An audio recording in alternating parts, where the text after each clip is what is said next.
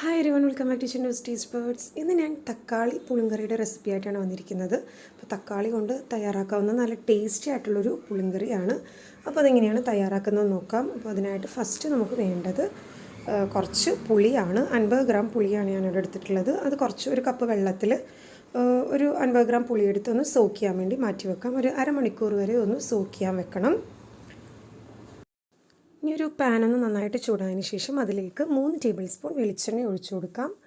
വെളിച്ചെണ്ണ നന്നായിട്ട് ചൂടായതിന് ശേഷം അതിലേക്ക് രണ്ട് മീഡിയം സൈസ് വലിപ്പത്തിലുള്ള സവാള ചെറുതായി അരിഞ്ഞത് ചേർത്ത് കൊടുക്കാം. പിന്നെ ഒരു ചെറിയ പീസ് ഇഞ്ചി, 5 വെളുത്തുള്ളി ചെറുതായി അരിഞ്ഞത്, 4 പച്ചമുളകും ചെറുതായി അരിഞ്ഞതും കൂടി ഇതിലേക്ക് ഇട്ട് കൊടുക്കാം. ഇനി ഇതിലേക്ക് ആവശ്യത്തിനുള്ള ഉപ്പും കൂടി ചേർത്തിട്ട് ഈ സവാളയും ഇഞ്ചിയും പച്ചമുളകും ഒക്കെ നന്നായിട്ടൊന്ന് വഴറ്റിയെടുക്കണം. സവാള നന്നായിട്ട് വഴന്ന് നല്ല ഗോൾഡൻ ബ്രൗൺ കളർ ആവുന്നത് വരെ ഒന്ന് വഴറ്റിയെടുക്കണം. സവാള ഒരുവിധം വഴന്ന് വന്നിട്ടുണ്ട്. ഇനി ഇതിലേക്ക് 1/4 ടീസ്പൂൺ മഞ്ഞൾപ്പൊടി, 1 ടീസ്പൂൺ മുളക് പൊടിയും പിന്നെ 1/2 ടീസ്പൂൺ ഗരം മസാല പൗഡറും കൂടി ഇതിലേക്ക് ചേർത്ത് കൊടുക്കാം. എന്നിട്ട് ഒന്നുകൂടെ ആ മസാലയും ഈ സവാളയൊക്കെ ഒന്നുകൂടെ ഒന്ന് മൂപ്പിച്ചെടുക്കാം. അപ്പോൾ മസാല ചേർത്തതിന് ശേഷം ഫ്ലെയിം ഒന്ന് ലോ ആക്കിയിട്ട് വറുത്തെടുക്കുക, അല്ലെങ്കിൽ പെട്ടെന്ന് തന്നെ മുളക് പൊടിയൊക്കെ കരിഞ്ഞു പോവും. ഒന്ന് വഴറ്റിയെടുത്തതിന് ശേഷം അതിലേക്ക് 3 തക്കാളി ചെറുതായി അരിഞ്ഞത് ചേർത്ത് കൊടുക്കാം. 3 വലിയ തക്കാളിയാണ് ഞാനിവിടെ എടുത്തിട്ടുള്ളത്. തക്കാളി നന്നായിട്ട് ഉടഞ്ഞു വന്നവരെ ഒന്ന് വഴറ്റിയെടുക്കണം. ഇനി ആ സമയത്തിന് നമ്മൾ നേരത്തെ സോക്ക് ചെയ്ത് വെച്ചിട്ടുള്ള പുളി ഒന്ന് വെള്ളത്തിലിട്ട് നന്നായിട്ടൊന്ന് പിഴിഞ്ഞ് അരിച്ചെടുക്കണം. സവാള ഒരുവിധം വഴന്ന് വന്നിട്ടുണ്ട്. ഇനി ഇത് ഒരു ചട്ടുകം കൊണ്ട് ഒന്ന് ഉടച്ചു കൊടുക്കുക. നല്ല രീതിയിലൊന്ന് ഉടച്ച് കിട്ടണം തക്കാളി. തക്കാളി നന്നായിട്ടൊന്ന് ഉടഞ്ഞു വന്നതിന് ശേഷം അതിലേക്ക് നമ്മൾ പിഴിഞ്ഞ് വെച്ചിട്ടുള്ള പുളിവെള്ളം ഇതിലേക്ക് ഒഴിച്ചു കൊടുക്കാം. അപ്പോൾ പുളി ഇനി പോരാന്നുണ്ടെങ്കിൽ ഓരോരുത്തരുടെ ഇഷ്ടം അനുസരിച്ച് കൂട്ടുകയും കുറയ്ക്കുകയൊക്കെ ചെയ്യാവുന്നതാണ്. അപ്പോൾ ഇത് പുളിങ്കറിയാണ്, അപ്പോൾ ഒരു ഇച്ചിരി പുളി ഇതിൽ മുന്നിട്ട് നിൽക്കണം. പുളിയും മധുരവും കൂടെ ചേർന്ന കറിയാണിത്.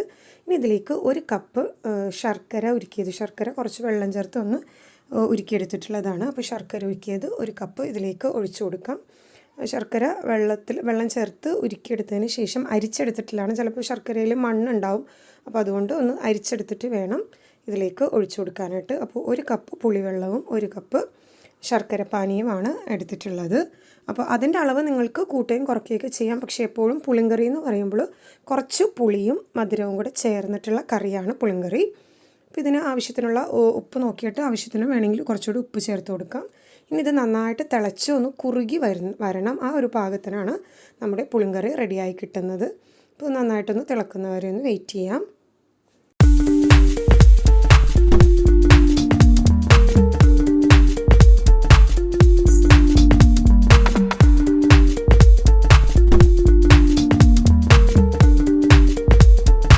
അപ്പോൾ നന്നായിട്ട് തിളച്ച് വന്നിട്ടുണ്ട്. തിളച്ച കറിയുടെ അളവ് ഒന്ന് കുറഞ്ഞു വന്നിട്ടുണ്ട്, ഒന്ന് കുറുകി നല്ല പാകത്തിനായി കിട്ടിയിട്ടുണ്ട്.